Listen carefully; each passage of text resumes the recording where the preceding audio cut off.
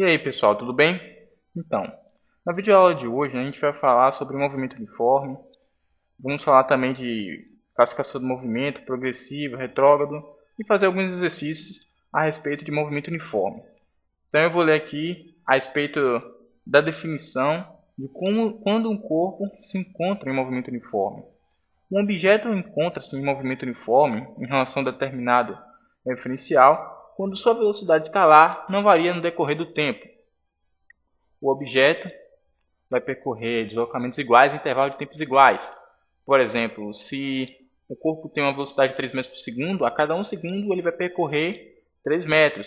Se após 2 segundos ele vai percorrer 6 metros, mas para aquele intervalo de tempo fixo ele vai percorrer um deslocamento fixo também.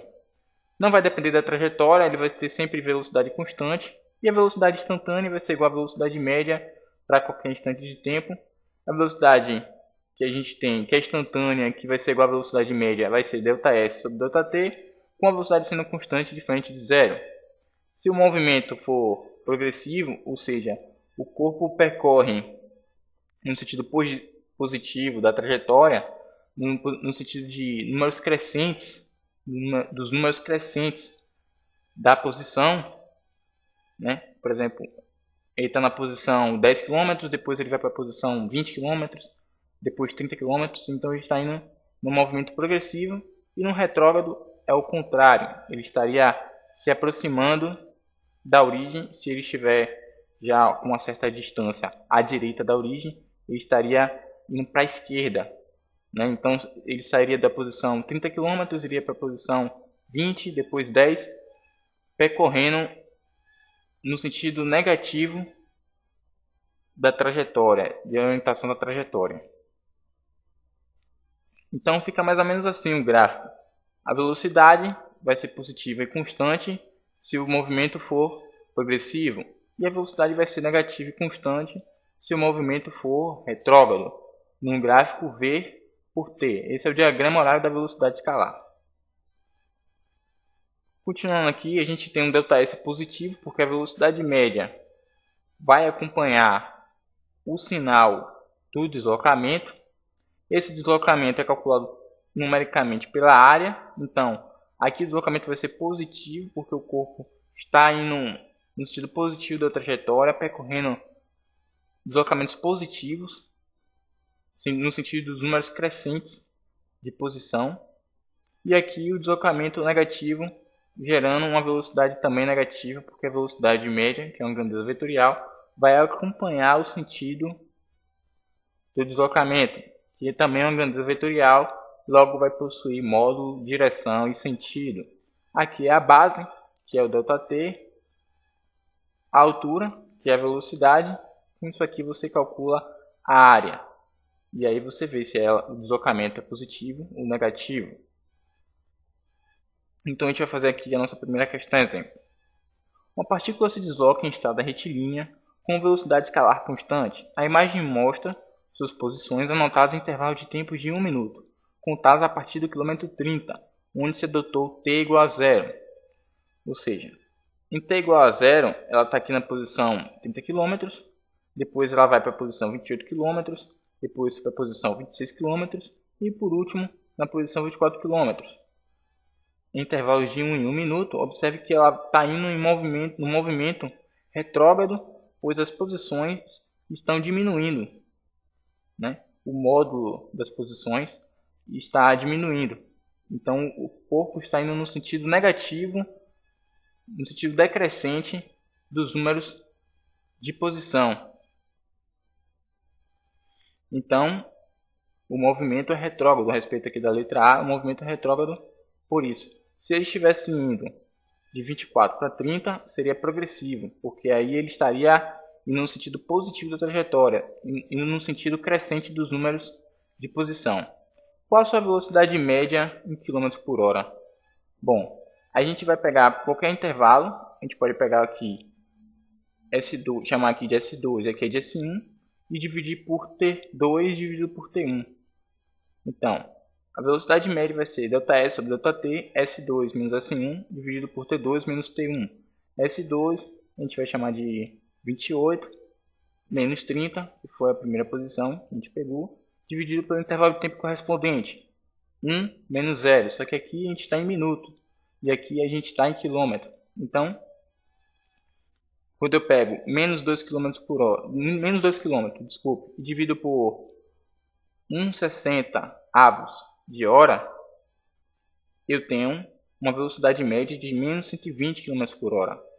A velocidade da negativa justamente porque ela acompanha o sinal de deslocamento. É um movimento retrógrado, logo a velocidade média vai ter um sinal negativo. Então eu estou pegando esse quilômetro aqui, deixo em quilômetro, certo? Menos 2 km, e divido transformando minuto em hora. 1 minuto vai ter 1 sobre 60 de hora. Então eu tenho essa velocidade média aqui. Já no exemplo 2, também, claro, falando de velocidade constante, movimento uniforme, eu vou ler aqui a questão para a gente poder discutir.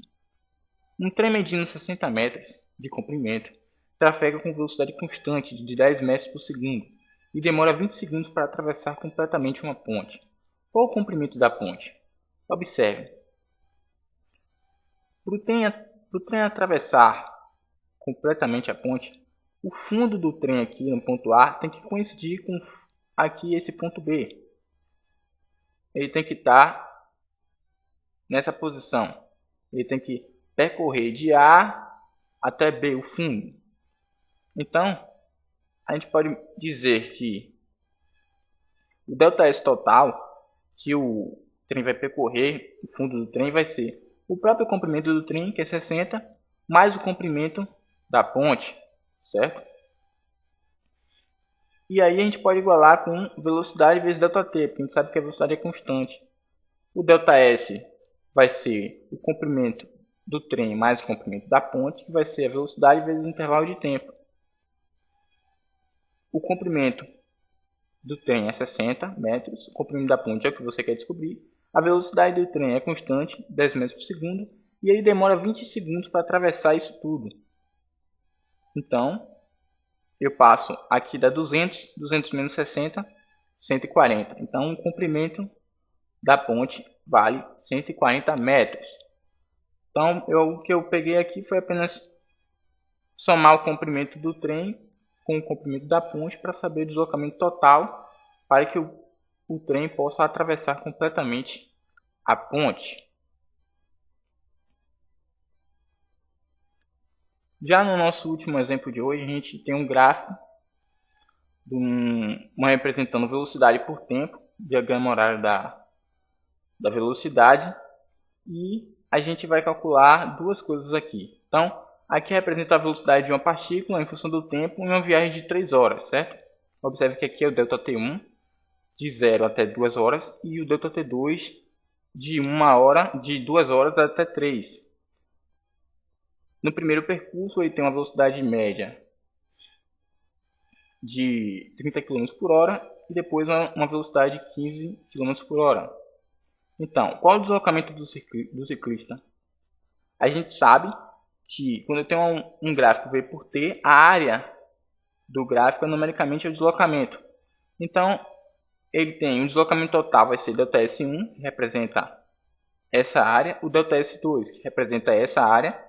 Vou somar as duas. ΔS1 vai ser a velocidade, que é constante, vezes ΔT1, que é 2 horas, 30 vezes 2, 60 km.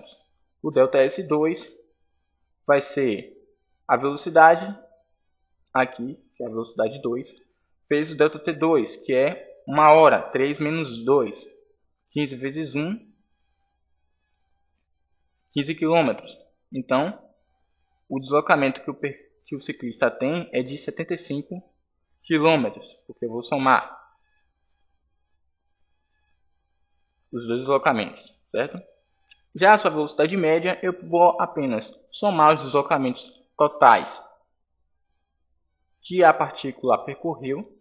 Eu posso somar os deslocamentos, eu não posso somar as velocidades, certo? Então, eu sempre tenho que transformar antes para achar o deslocamento para depois dividir pelo intervalo de tempo correspondente. Então, a velocidade média vai ser o ΔS total dividido pelo ΔT1 mais o ΔT2. No ΔS1 a gente tem 60, ΔS2 a gente tem 15, dividido pelo ΔT1 mais o ΔT2. o ΔT2 vale 1, o ΔT1 vale 2, somando dá 3. 60 mais 15, 75, que é o deslocamento que o ciclista percorre, deslocamento total, dividido por 3, 25 km por hora. Então, pessoal, nessa videoaula a gente conseguiu fazer alguns tipos de exercícios importantes para vocês, que é a análise aqui de gráfico e também alguns exercícios envolvendo velocidade média constante, que é o que caracteriza o movimento uniforme. Por hoje a gente vai ficar por aqui, beleza? Então até a próxima. Valeu!